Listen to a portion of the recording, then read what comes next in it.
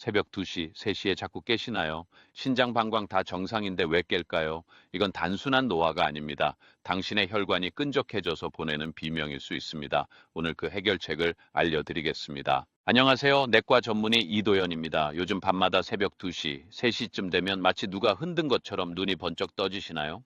병원에 가셔서 검사를 받아보면 신장 기능 정상, 방광 정상, 전립선도 크게 문제 없다는 말씀을 들으셨을 겁니다.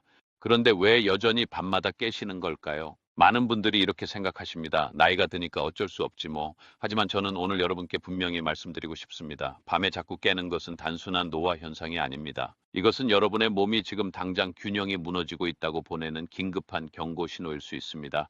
놀라운 사실을 하나 알려드릴게요. 여러분을 밤마다 깨우는 진짜 원인은 방광의 소변이 많이 차서가 아닙니다. 진짜 범인은 오랫동안 여러분 몸속에서 조용히 무너져 내린 수분 균형, 미네랄 균형, 그리고 제가 잠자는 염증이라고 부르는 것입니다. 잠자는 염증이 뭐냐고요?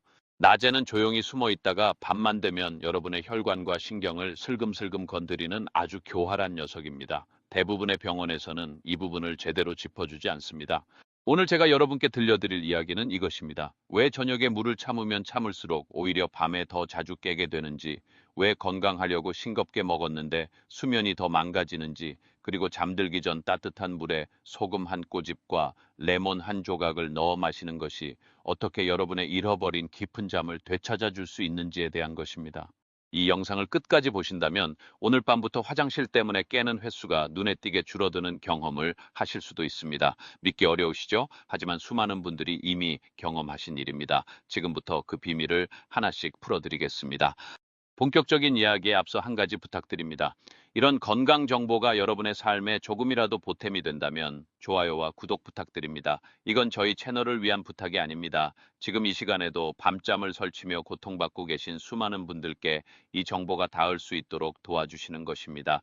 여러분의 작은 관심이 누군가의 밤을 바꿀 수 있습니다. 그리고 이런 방식의 의학 설명이 더 필요하시다면 댓글에 1이라고 남겨주세요. 저는 20년 넘게 진료실에서 환자분들을 만나왔습니다. 그중에서도 가장 많이 듣는 호소 중 하나가 바로 이것입니다. 선생님, 저는 밤에 서너 번씩 깨요. 제 몸에 뭔가 심각한 문제가 생긴 건 아닌가요? 신장이 나빠진 건가요? 이렇게 물으시는 분들의 검사 결과를 보면 신기하게도 거의 대부분 정상입니다. 신장 수치도 깨끗하고 방광 초음파도 이상 없고 소변 검사도 맑습니다. 그런데 제가 일반적인 건강검진에서는 잘 보지 않는 항목들을 조금 더 자세히 살펴보면 흥미로운 공통점이 발견됩니다. 염증 수치가 위험할 정도는 아니지만 이상적인 범위를 살짝 벗어나 있거나 말초, 순환이 원활하지 않은 징후들이 보이는 것입니다. 이것은 다치거나 감염되어 생기는 급성 염증이 아닙니다. 통증도 없고 붓지도 않고 열도 나지 않는 아주 낮은 강도의 만성 염증입니다. 저는 이것을 잠자는 염증이라고 부릅니다. 낮에는 조용히 숨어 있다가 밤이 되면 슬금슬금 문제를 일으키는 녀석이죠. 제 환자분 중에 박영호 님이라는 58세 남성분이 계셨습니다. 그분은 매일 밤 정확히 새벽 2시 반쯤 되면 어김없이 눈이 떠진다고 하셨어요. 몸 안에 시계가 들어있는 것 같다고 표현하셨죠. 화장실에 다녀와서 다시 누우면 또 1시간 후에 깨고 결국 아침에 일어나면 온몸이 납덩이처럼 무겁다고 호소하셨습니다. 그분의 생활 습관을 자세히 여쭤보니 몇 가지 특징이 있었습니다. 첫째, 밤에 화장실 가는 게 너무 싫어서 저녁 6시 이후로는 물을 한 모금도 안 마신다고 하셨습니다. 둘째, 고혈압 예방한다고 몇 년째 음식을 거의 간을 안 하고 드시고 계셨습니다. 셋째, 저녁만 되면 발목이 퉁퉁 붓고 손발이 차갑다고 하셨죠. 박영호 님이 전혀 모르고 계셨던 사실이 있습니다. 바로 이렇게 물을 억지로 참고 소금을 극단적으로 줄이는 습관이 오히려 밤에 더 자주 깨게 만드는 주범이 될 수 있다는 것입니다. 왜 그럴까요? 우리 몸은 단순한 물탱크가 아닙니다. 물을 적게 넣으면 소변도 적게 나온다. 이건 산수 공식이 아닙니다. 여러분의 몸은 정반대로 움직입니다. 저녁에 물을 너무 적게 마시면 우리 혈액은 수분을 잃고 점점 진해지고 끈적해집니다. 마치 꿀물이 졸아들듯이요. 이렇게 농축된 혈액은 가느다란 모세혈관을 통과하기 어려워지고 온몸의 미세 순환이 나빠집니다. 우리 몸은 이 상황을 비상사태로 인식합니다. 그래서 오히려 역설적으로 체내 농도를 낮추기 위해 수분을 배출하려고 합니다. 결과적으로 물을 참았는데 오히려 화장실을 더 자주 가게 되는 이상한 현상이 벌어지는 겁니다. 많은 분들이 이걸 모르시고 더 참으시고 그러면 더 깨시고 악순환이 반복됩니다. 또 다른 환자분인 67세 여성 최순님님의 사례도 말씀드릴게요. 이분은 밤에 네다섯 번씩 깨기 때문에 자신의 신장이 심각하게 망가졌다고 거의 확신하고 계셨습니다. 하지만 정밀 검사 결과 신장은 나이에 비해 오히려 건강한 편이었습니다. 제가 발견한 문제는 다른 데 있었습니다. 최수님님은 물을 마시면 화장실을 더 가게 된다는 믿음 때문에 하루 종일 물을 500ml도 차에 안 드시고 계셨습니다. 그리고 오후가 되면 종아리가 붓고 저녁에는 얼굴까지 부어오른다고 하셨죠. 이분께 제가 설명드렸습니다. 우리 몸에서 물이 혈관 안에 안정적으로 머물려면 적절한 미네랄, 특히 나트륨이 필요합니다. 나트륨이 너무 부족하면 마신 물이 혈관 벽을 빠져나가 주변 조직으로 새어버립니다. 그래서 낮에는 다리나 얼굴이 붓는 부종이 생기고요. 그런데 밤에 누우면 중력의 영향이 사라지면서 조직에 고여 있던 물이 다시 혈관으로 돌아옵니다. 그러면 신장은 갑자기 늘어난 이 체액을 처리해야 하고 결과적으로 소변 신호가 켜지는 겁니다. 최수님 님이 제 설명을 듣고 이렇게 말씀하셨습니다. 그러면 선생님, 제가 물을 안 마시고 싱겁게 먹은 게 오히려 밤을 더 힘들게 만든 거예요? 그렇습니다. 정확히 그겁니다. 또 한 번 말씀드릴게요. 62세 남성 한재민 님은 특이하게도 낮에는 아무 문제가 없는데 저녁 8시만 넘으면 방광이 예민해지기 시작한다고 하셨습니다. 조금만 뭔가 느껴져도 불안해서 화장실을 가야 했고 막상 가면 소변량은 거의 없었다고요. 이분의 경우 방광 자체에는 아무 이상이 없었습니다. 문제는 방광을 감시하는 신경이 밤에 지나치게 예민해져 있다는 것이었습니다. 저는 이것을 환자분들께 이렇게 설명드립니다. 여러분, 집에 화재 경보기가 있다고 상상해 보세요. 정상적인 경보기는 진짜 연기가 날 때만 울립니다. 그런데 감도가 너무 높아진 경보기는 토스트 굽는 연기에도 삐삐삐 울리잖아요. 밤에 자주 깨시는 분들의 방광신경이 바로 이 과민한 경보기 상태인 겁니다. 왜 밤에 유독 이렇게 될까요? 낮에는 우리가 활동하면서 교감신경이 활발하게 작동합니다. 심장도 빨리 뛰고 순환도 활발하죠. 그래서 같은 양의 소변이 차 있어도 크게 느끼지 못합니다. 회의 2시간을 해도 화장실 생각이 안 나잖아요. 그런데 밤이 되면 몸이 휴식 모드로 전환되면서 심박수가 느려지고 순환이 둔해집니다. 바로 이때 낮 동안 쌓여있던 불균형들이 수면 위로 떠오릅니다. 특히 수분이 부족해서 혈액이 농축되어 있으면 모세혈관으로 가는 혈류가 줄어들고 방광 주변 신경의 산소 공급이 원활하지 않게 됩니다. 산소가 부족해진 신경은 훨씬 더 예민해져서 아주 작은 자극에도 강하게 반응합니다. 그래서 방광에 소변이 조금만 차도 뇌에 지금 당장 일어나서 화장실 가세요라는 강력한 신호를 보내는 겁니다. 73세 여성 김옥부님은 이런 말씀을 하셨습니다. 선생님, 저는 막 잠이 들려고 하면 아랫배에서 아주 살짝 뭔가 느껴지는 것 같기만 해도 눈이 번쩍 떠져요. 화장실 가면 거의 안 나오는데도요. 이게 바로 제가 말씀드린 과민해진 신경의 전형적인 증상입니다. 여기에 한국인들에게 특히 흔한 습관이 하나 더 있습니다. 바로 건강을 위해 극단적으로 싱겁게 먹는 것입니다. 물론 과도한 나트륨 섭취는 분명히 문제입니다. 하지만 반대로 나트륨을 너무 줄이면 또 다른 문제가 생깁니다. 55세 남성 전구진님은 5년 전 혈압이 살짝 높다는 진단을 받은 후로 거의 무염식에 가까운 식사를 해오셨습니다. 그런데 이상하게도 혈압은 크게 안 떨어지면서 밤에 깨는 횟수는 점점 늘어났다고 하셨어요. 이분의 경우 체내 나트륨이 정상 하한선 근처까지 떨어져 있었습니다. 나트륨이 부족하면 물이 혈관 안에 안정적으로 머물지 못합니다. 삼투압 원리 때문이죠. 물이 혈관 밖으로 빠져나가면 몸은 혈액량이 부족하다고 인식하고 이를 보상하기 위해 스트레스 호르몬을 분비합니다. 이 호르몬은 자율신경을 긴장시키고 결과적으로 밤새 몸이 편안하게 이완되지 못하는 겁니다. 제가 이런 사례들을 반복적으로 관찰하면서 깨달은 것이 있습니다. 밤에 자주 깨는 것은 방광이나 신장이라는 특정 장기의 고장이 아니라는 점입니다. 이것은 수분 균형, 미네랄 균형, 혈관 순환, 자율신경 안정, 이 모든 것이 톱니바퀴처럼 연결된 전체 시스템의 불균형입니다. 하나의 톱니가 어긋나면 전체가 삐걱거리기 시작하는 거죠.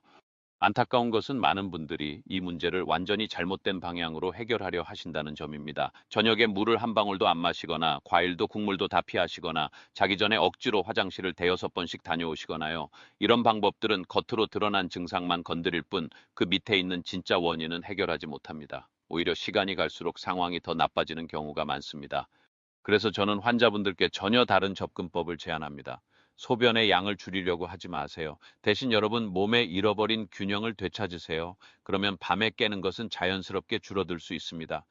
제가 환자분들께 권해드리는 가장 간단하면서도 효과적인 방법이 있습니다. 잠들기 1시간 전에 따뜻한 물 한 컵에 소금 아주 작은 한 꼬집과 레몬 얇은 한 조각을 넣어서 천천히 마시는 것입니다. 처음 이 말을 들으시면 대부분 이렇게 반응하십니다. 선생님, 자기 전에 물 마시면 더 자주 깨는 거 아니에요? 거기에 소금까지요? 네, 저도 이해합니다. 한국에서는 자기 전 물 마시는 것이 거의 금기처럼 여겨지니까요. 하지만 올바른 방법으로 올바른 양을 올바른 구성으로 마시면 결과는 완전히 달라집니다. 각각의 역할을 설명드릴게요.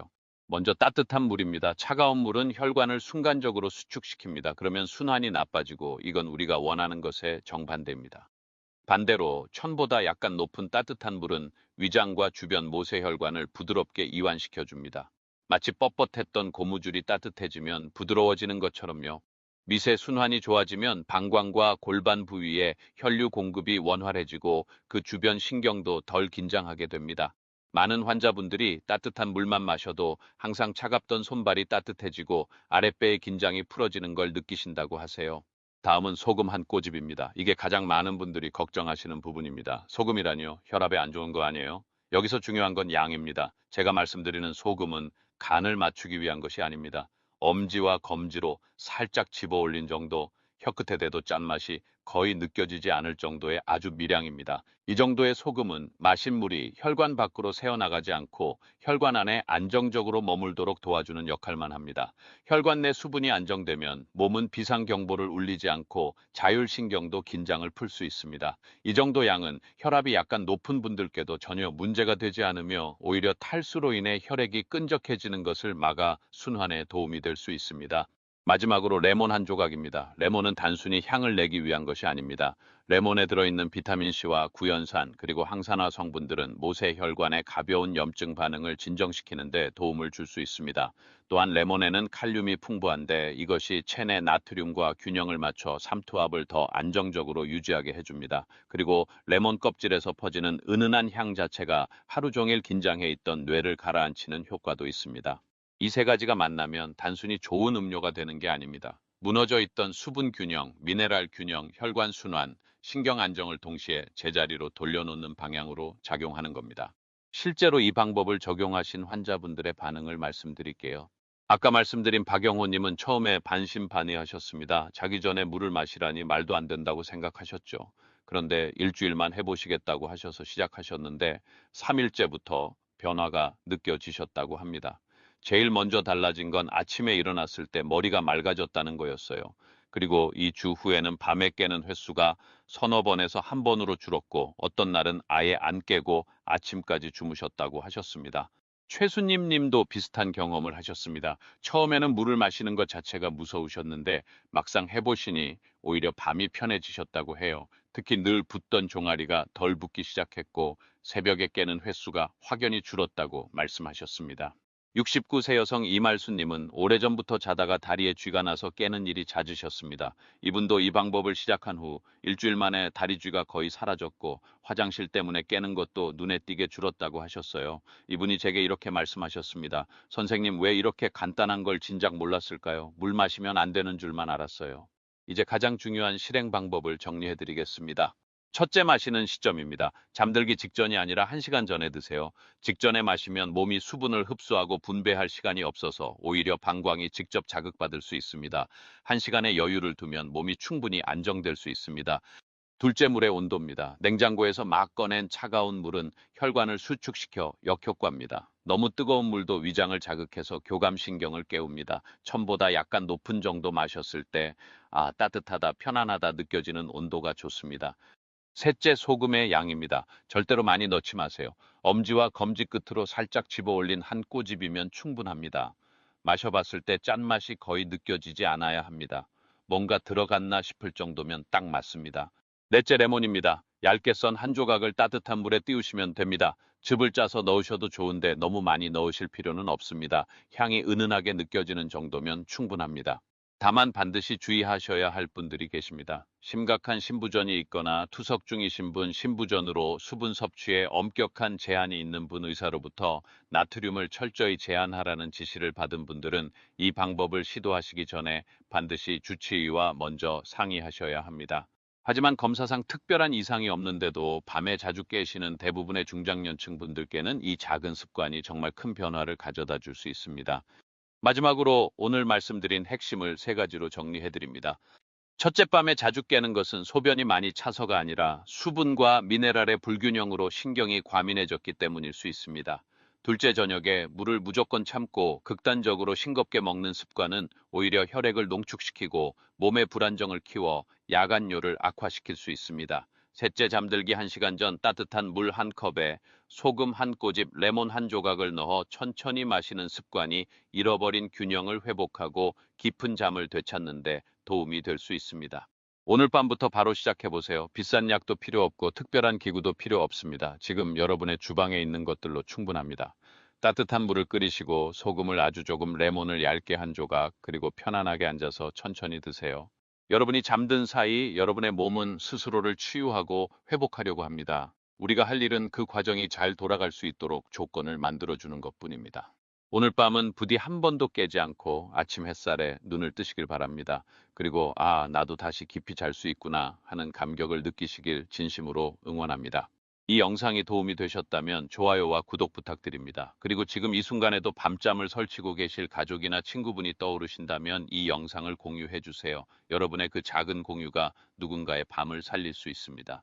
저는 다음에도 여러분의 건강한 삶을 위한 실용적인 의학 정보로 찾아뵙겠습니다. 건강이 첫 번째였습니다. 감사합니다.